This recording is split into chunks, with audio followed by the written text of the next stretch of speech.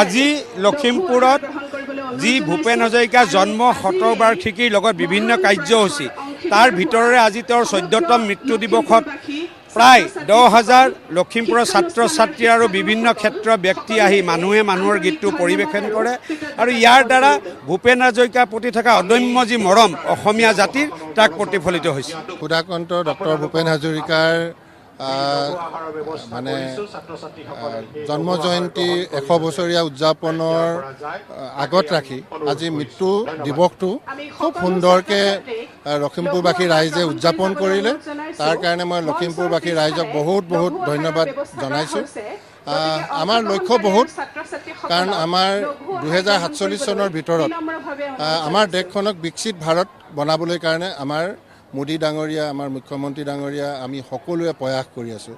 গতিকে যিমানখিনি মহান ব্যক্তি তেখেতসকলৰ সৃষ্টিৰাজিক আমি সমাজৰ মাজলৈ সজীৱ কৰি ৰাখিব বিচাৰিছোঁ, যাতে তেখেতসকলৰ জৰিয়তে আমাৰ আগন্তুক যি 2047 চনৰ বিকশিত ভাৰতৰ পৰিকল্পনা আমাৰ আছে, এইটো সফল কৰাৰ কাৰণে এইখিনি প্ৰয়াস কৰিছোঁ।